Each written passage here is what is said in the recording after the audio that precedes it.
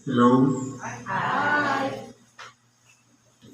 Sa pangalan po ng dakilang Panginoon Jesucristo, isang mapagpalang umaga po sa bawat isa.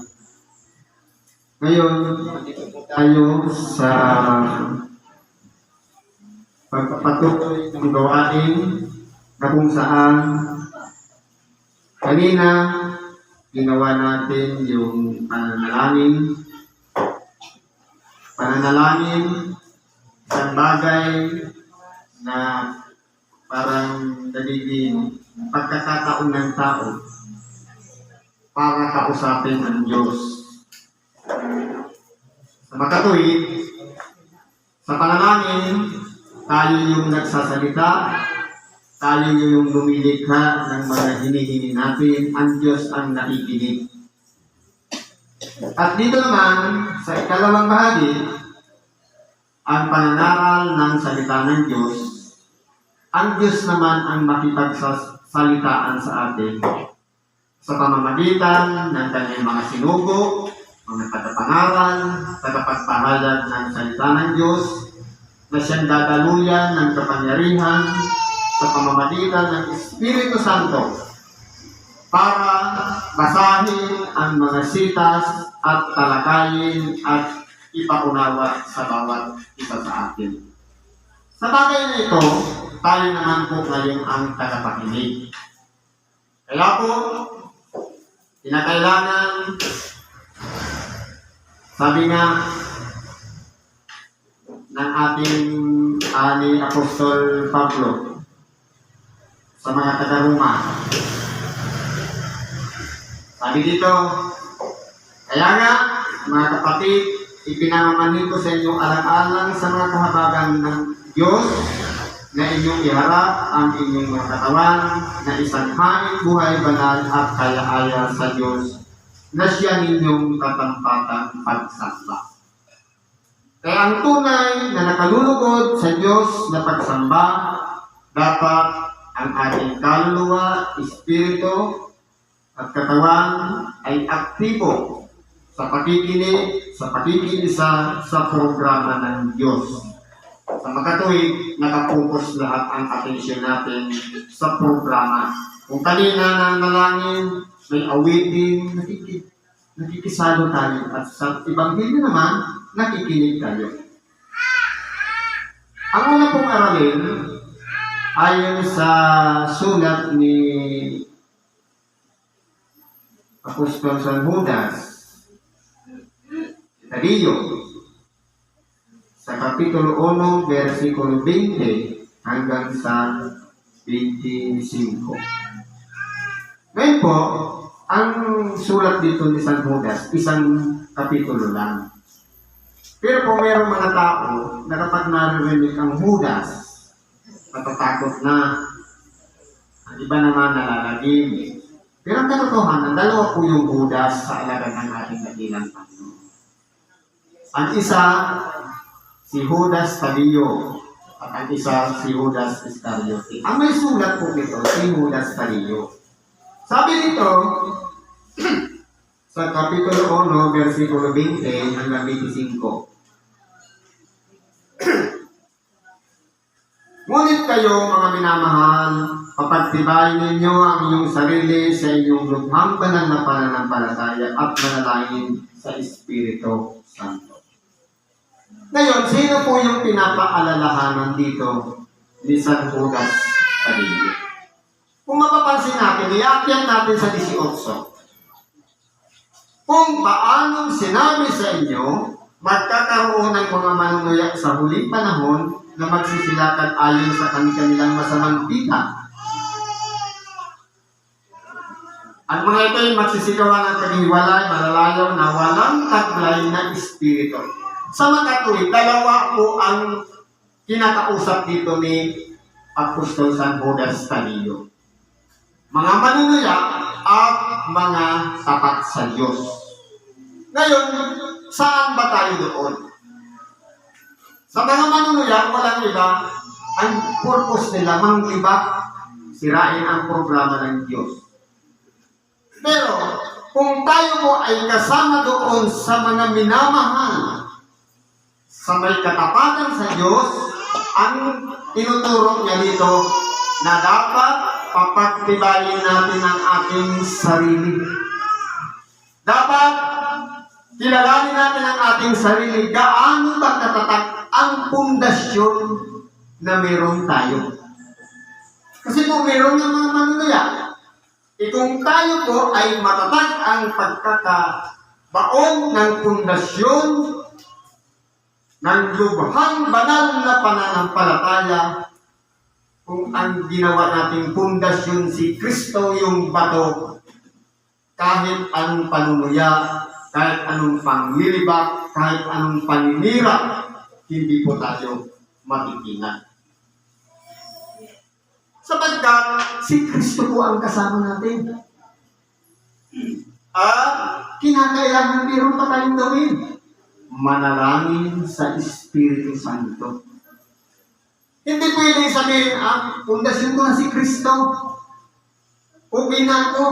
Kung walang gabay ng Espiritu Santo, useless din. Kasi po, meron pa tayong katawan bilang isang tao na pwede tayong mahikaya, pwedeng madala, pwedeng mapahama, pwedeng masuko, pwedeng matukso. Kaya po, inilagay po ang Espiritu Santo na pinakaggabay ng bawat isa sa atin nang sa ganon, matutunan natin kung ano ang nakalulugod sa Diyos. Halimbawa, meron po kasi sa pagpapasya. Halimbawa, magsisimba ka nga po sa Sabado.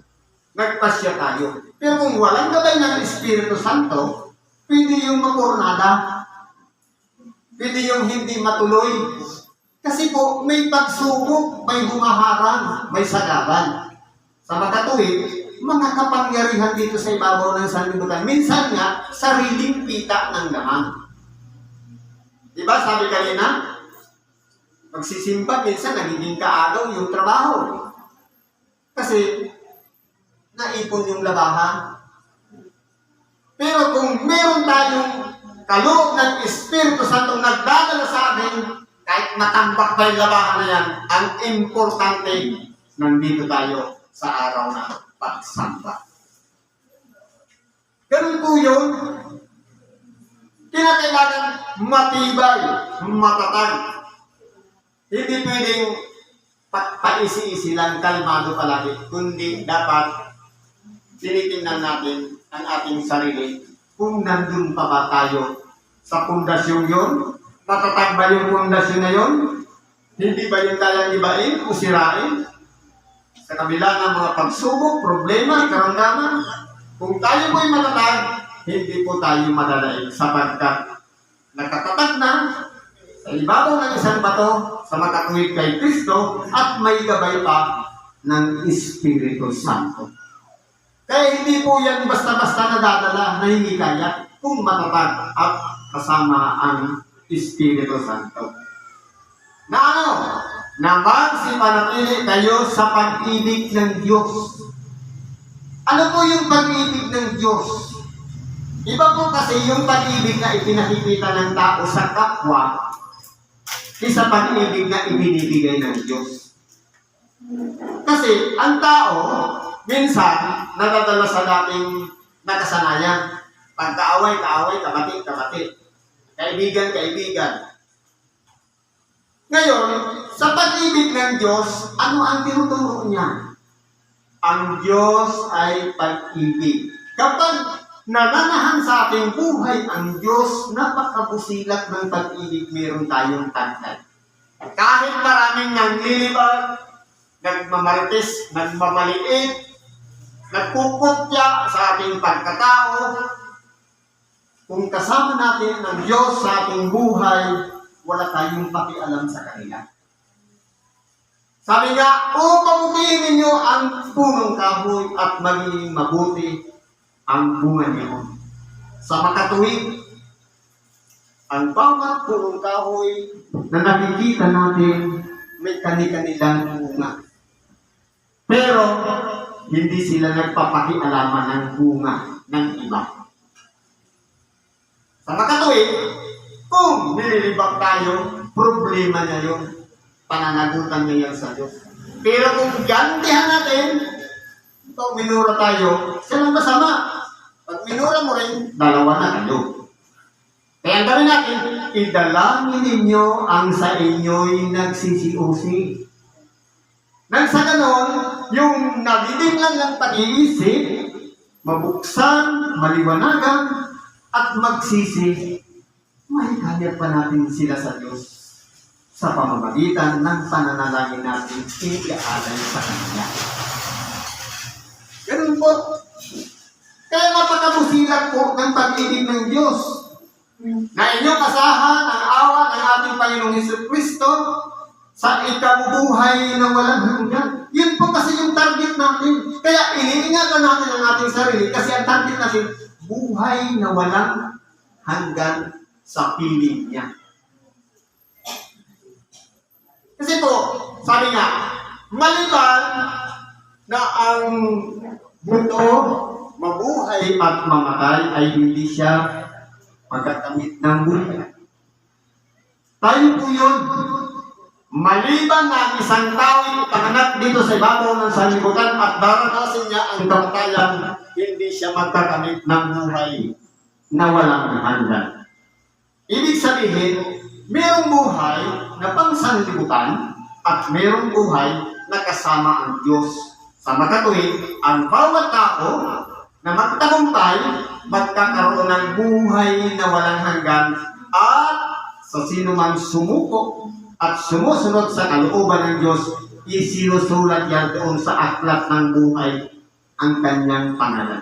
Ano ang patutuo kung nakasulat ang ating mga pangalan sa aklat ng buhay? Walang iba, yung presensya ng Espiritu Santo gumagabay sa bawat isa sa atin. Na sa pamamagitan ng pakikinig ng Ibanghilyo, binago natin ang ating pagkatao, yung mga bagay na dati natin ginagawa na masama. Ngayon, meron ang kumukontrol sa atin, yung Espiritu Santo, kasama ng ating sariling budhi. Na pinapag-ingat na tayong huwag na natin gawin yung mga bagay na nakasanayan natin, na nakamulatan natin, na nakuha natin sa maling turo, sa magulang, sa paaralan, sa mga kaibigan, barkada. Influensya po yun, pansanlibutan. Ngayon, dapat ang ikinabubuhay natin ayon sa aral at turo ng Diyos sa makatuwid bagay sa pamamagitan ng Ibanghilyo na ating pinapakinggan sa bawat araw ng pagsamba. Kaya kung tao, wala man nagdadahilan na sasabihin na hindi ako makapagsimba kasi magbigat sa katawan ko. Sa totoo, mas doon mo kailangan ang pakikinig ng Ibanghilyo para lumakas tayo. Kasi nalalay tayo ng kasamaan ng sanlibutan ito. Mahina nga ang katawan, mas doon natin kailangan ng manggagamot sa makatuwid bagay si Kristo. Hindi ba minsan sabi natin, bakit kaya kapag nasa bahay ako, ang dami kong sakit? Kapag nandun ako sa araw ng pagsamba, wala akong sakit, minsan nakalimutan magpa-check up. Di po ba? Kasi po, ang lugar ba naman na dadapuan mo ay isang lugar na banal? Kung doon sa bahay mo pinapahirapan ka ng masamang espiritu, pagpasok niya sa pintuan, iiwan ka na ng masamang espiritu. Kasi nandun ka sa lugar na banal. At ngayon, wala kang sakit. Kasi yun na nagpapahirap sa atin. Kaya po, yan po ang paka-isipin natin, paka-nasain natin. Kung magkaroon na tayo ng problema, karamdaman, anumang mga pagsubok na dumarating sa ating buhay, parte po yun. Nakarugtong kapag nararamdaman natin ang presensya ng Espiritu Santo. Sabi nga, ni Juan Bautista, ako'y nagbabautismo sa iyo ng tubig tanda ng pagsisisi. Ngunit, sa likuran ko'y hindi man lang karapat-dapat magtanggal ng kanyang pangyapak. Siya ang magbabautismo sa inyo sa Espiritu Santo at apoy. Sa makatuwid, kapag nararamdaman natin yung kapangyarihan ng Espiritu Santo, na nakukontrol na natin ang ating sarili. At sa kabila nun may kaakibat na mga pagsubok na hindi pangkaraniwan, kakaiba sa mga dati natin dinaranas. Mapalad tayo sapagkat yan na yung bautismong ipinagkaloob sa atin. Espiritu Santo, kapangyarihan at apong pagsubok na dinaranas natin sa ating buhay. Para ano? Bakit kinakailangan pang mayroong pagsubok? Para makita kung yung purity, yung pagiging tunay na lingkod ng Diyos, kung totoo, dadaan yan sa apoy para subukin. Sabi dito, at ang iba'y nagkaalinangan ay yung kahabagan. Sa mga taong naginahati sa dalawa ang pag-iisip, yun po ang dapat na pag-ugulan natin ng pansin, nagkahabagan at turuan sila. Lalong-lalo na yung may marami ng karanasan. Kung halimbawa, nagdadalawang isipin tayo, paano tayo makakapayo doon sa iba? Dapat tayo, isa lang ang pag-iisip para makaturo tayo doon sa dalawa ang pag-iisip.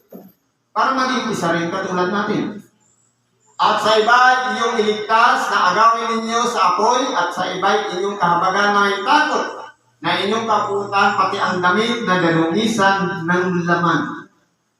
Ibig sabihin, meron po pala tayong obligasyon sa kapwa. Sabi nga ni Apostol Santiago, saan nagkakaalam nga ng paggawa ng mabuti at ito'y hindi ginagawa? Ito'y kasalanan sa kanya. Halimbawa, may nakita tayo, stress na. Gusto nang magpatiwakan. Gusto nang tapusin ang kanyang buhay. Alam natin masama ang gagawin niya at nakikita natin may mabuti tayong magagawa, opportunity na natin to para pigilan sila.